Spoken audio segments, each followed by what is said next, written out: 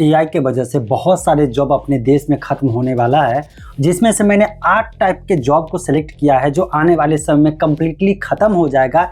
इस चीज़ को एआई ख़त्म कर देगी। अगर इस कैटेगरी में आप हैं तो अभी ही समझ जाइए, अभी ही जॉब को चेंज कर दीजिए, नहीं तो आने वाले समय में आप रिलेवेंट नहीं रहेंगे। आपको कोई ना कोई दूसरा इनकम सोर्स ढूंढना पड़ेगा। कौन कौन से वो 8 है, बहुत ध्यान से समझिएगा। बहुत इंपॉर्टेंट चीज़ है, करियर का सवाल है, भविष्य का सवाल है। या तो आप सुधर जाइए और या आपके आसपास के जितने भी लोग हैं, नए लोग हैं, जॉब की तरफ जा रहे हैं, तो उन्हें पहले बता दीजिएगा कि इस तरह के कैटेगरी में, इस तरह के फील्ड में मत जाओ, नहीं तो भविष्य में एआई इस सारे जॉब को रिप्लेस कर देगी। कौन कौन सा है जिसमें सबसे ज़्यादा पॉपुलर है, सबसे ज़्यादा जो खतरा है वो है डेटा एंट्री ऑपरेटर का।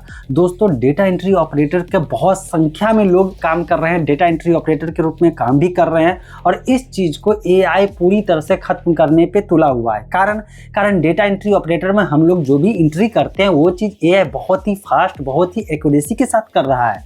इधर आप देखे होइएगा, एक्सेल सीट में एंट्री करने के लिए अगर साइबर कैफ़े के पास जाते हैं तो पहले वो लंबा समय लेता था, क्योंकि जो हैंड रिटन नोट्स था या हैंड रिटन डेटा था उसको टाइप करके पीडीएफ में या एक्सेल में बनाया जाता था।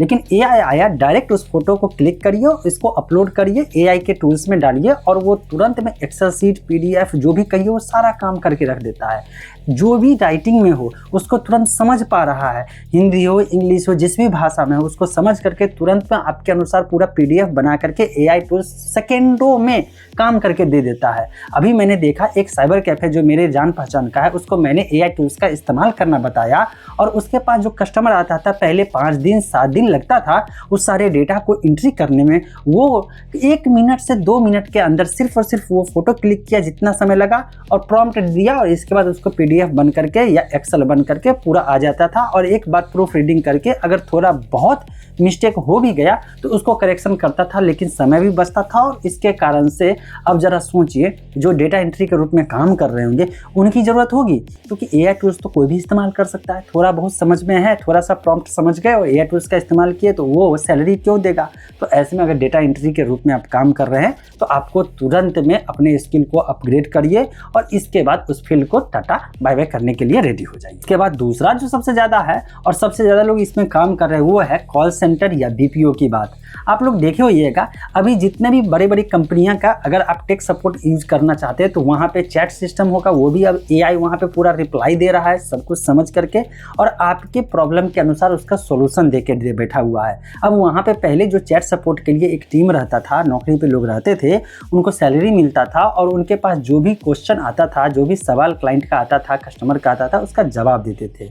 लेकिन अब जवाब देने के लिए एक इंसान नहीं बल्कि एआई चैटबॉट रहता है। एआई चैटबॉट वहाँ पे एक साथ में मल्टीपल क्लाइंट के जो क्वेश्चन होंगे, कस्टमर के सवाल होंगे, जो प्रॉब्लम होंगे उसको सॉल्व कर देगा। तो बताइए आदमी को सैलरी वहाँ पे क्यों देगा? क्योंकि चीप एंड बेस्ट में बढ़िया एक्यूरेसी के साथ काम करने वाला एआई बोट्स आ गया है। अब बात करते हैं कॉल सेंटर पे।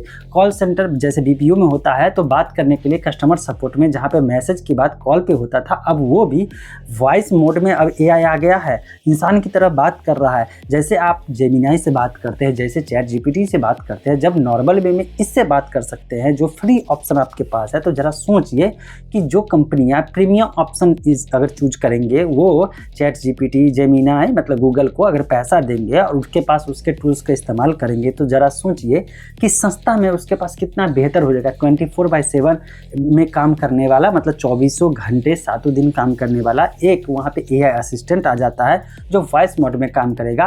और कस्टमर, जैसे कि अगर आप कस्टमर के रूप में अगर उससे बात करते तो आपको पता भी नहीं चलेगा कि आपने रियल इंसान से बात किया या एआई असिस्टेंट से बात किया।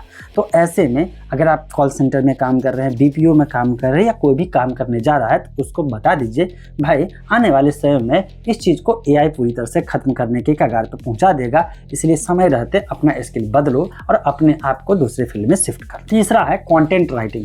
मैं आप लोगों को बताया हूं कि ब्लॉगिंग के फील्ड में मैंने काम किया, ब्लॉगर की संख्या अपने देश में तेज़ी से उभरा, 2015 के बाद ब्लॉगर की संख्या बहुत ही तेज़ी में आना शुरू हुआ, क्योंकि ब्लॉगिंग में अच्छा खासा पैसा आना शुरू हुआ।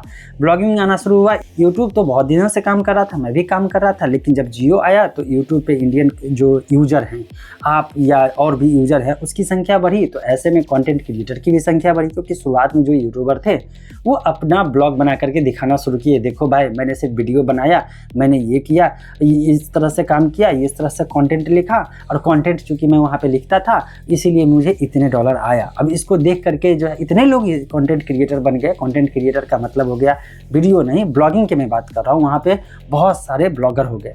जब ब्लॉगर इतने ज़्यादा हो गए तो इसके बाद हुआ ये कि बहुत सारे लोग आ गए। अब आ तो गए, लेकिन कंटेंट राइटिंग के फील्ड में जब एआई आया तो एक नॉर्मल कंटेंट से बेहतर कंटेंट एआई लिख पा रहा है, जिसके कारण से अब कंटेंट राइटर इररिलेवेंट हो गया, क्योंकि इससे बेहतर एआई कंटेंट लिख पा रहा है। हाँ, अगर ब्लॉगिंग के फील्ड में काम कर रहे हैं तो अपना रियल एक्सपीरियंस देंगे, तो ऐसा नहीं है कि ब्लॉगिंग कंप्लीटली डेड हुआ है, लेकिन कंटेंट राइटर के लिए जब कोई कंपनियां पहले हायर करती थी तो हायर ना करके वो एआई से अपने कंपनी के लिए अच्छा कंटेंट लिखवा लेगी। ब्लॉगर अपने आप में अलग चीज़ हो जाता है, क्योंकि ब्लॉगर एसईओ से रिलेटेड या डिफरेंट टॉपिक पे लिखते रहेगा तो ब्लॉगर तो बचा ही रहेगा, कंटेंट क्रिएटर भी बचा रहेगा, लेकिन इसके पीछे जो काम करने वाले लोग हैं उनका जॉब चेंज होने की कगार पे आ गया और एआई इस चीज़ को रिप्लेस करने पे तुला हुआ है। अब आप देखे होंगे कि क्लाउड एआई जो है बहुत ही बेहतर ढंग से कंटेंट को लिखता है, ह्यूमन टच वहाँ पे देने की कोशिश करता है, तो भविष्य में आने वाले में क्या करेगा इसका अंदाज़ा तो नहीं लगा सकते हैं।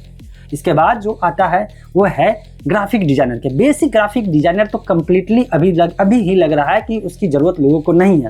छोटे छोटे पोस्टर बैनर डिजाइन के लिए या सोशल मीडिया पोस्टर के लिए लोग क्या करते थे, इनफैक्ट कि मैं खुद ही बहुत सारे ग्राफिक डिजाइनर को हायर किया था अपने पोस्ट के लिखने के लिए, इस पर थंबनेल बनाने के लिए। लेकिन मुझे अब लगता है कि एआई आने के बाद, एआई जो चैटबॉट है या मॉडल आने के बाद, चैट जीपीटी हो गया, जेमिनी हो गया, इसका प्रीमियम सब्सक्रिप्शन लेने के बाद समझ में आया कि अब मुझे बेसिक काम के लिए कंटेंट राइटर जैसे नहीं चाहिए, उसी तरह से मुझे ग्राफिक डिजाइनर भी नहीं चाहिए। ऐसा नहीं है कि ग्राफिक डिजाइनर को कम्प्लीटली रिप्लेस कर देगा, नहीं, लेकिन हाँ बेसिक ग्राफिक डिजाइनर छोटे छोटे काम के लिए जो ज़रूरत पड़ता था इसकी ज़रूरत नहीं रहेगी।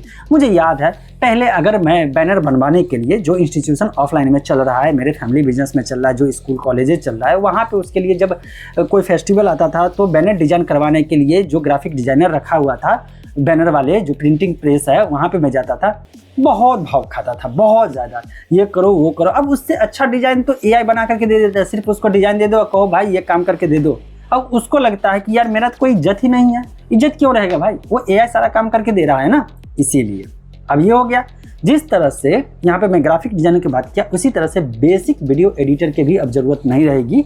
ऐसा नहीं है, क्योंकि आने वाले समय में और भी स्किल वाले एडिटर की ज़रूरत है, लेकिन छोटे छोटे जो एडिटर होता था, जो पहले पैसा कमा लेता था, अब उसको कमाने में बहुत दिक्कत होगी। अब या तो अच्छा खासा स्किल चाहिए एडिटिंग के फील्ड में, या अच्छा खासा नॉलेज चाहिए, स्किल चाहिए ग्राफिक डिजाइनर के फील्ड में, तभी जाकर वो सस्टेन कर पाएगा। तो ज़रा सोच के देखिए, बेसिक लेवल पे जो काम था एडिटिंग का, ग्राफिक डिजाइनर का, उसका तो नौकरी गया ना। आने वाले समय में क्या पता प्रो लेवल का हो जाए, यही एआई मॉडल, यही एआई टूल्स प्रो लेवल का काम करना शुरू कर दे आने वाले समय में, हो सकता है। इसीलिए समय रहते अपने आप को अपग्रेड करने की कोशिश कर ले। इसके बाद दो टाइप का जॉब होता है, जो एक है बेसिक अकाउंटिंग की बात और दूसरा आता है ट्रांसलेटर की बात। अकाउंटिंग में पहले जो रखा जाता था कि भाई क्या करके आए हो, अकाउंटिंग में इतने साल का एक्सपीरियंस है। अब एआई टूल्स ऐसे ऐसे आने वाले हैं जो पूरा समराइज करके एक एक रिपोर्टिंग करना शुरू कर देगा। तो आने वाले समय में कंपनियां अकाउंटेंट को उतना ज़्यादा वैल्यू नहीं देंगे, जहां पे 4-5 लोगों को रखते तो वहां पे 1 लोग को रखेंगे, और उनको आना चाहिए उस टूल्स का इस्तेमाल करते आना। अकाउंटिंग के फील्ड में जो भी एआई टूल्स होगा उसको सही से बेहतर ढंग से इस्तेमाल करेंगे तो वो बेहतर परफॉर्म करेंगे। तो वहाँ पर भी जॉब कट की संभावना बनती दिख रही है। हाँ, एक ऐसा नहीं है कि चार्टेड अकाउंटेंट को रिप्लेस कर देगा, नहीं भाई, ऐसा नहीं करेगा। उसके लिए हेल्पिंग के रूप में ये टूल्स काम करेगा। लेकिन जो छोटे छोटे अकाउंटेंट जो होते थे, काम करते थे, ऑफिस में जाते थे, जैसे मैं अपने सीए के पास जाता था तो उनके पास बहुत सारे अकाउंटेंट हुआ करते थे। अब मुझे लगता है कि उन जैसे 10-15 हुआ करते थे, 10-15 को हटा करके वहाँ पर रख देंगे, 2 या 3 रख देगा, तो जॉब कट हुआ।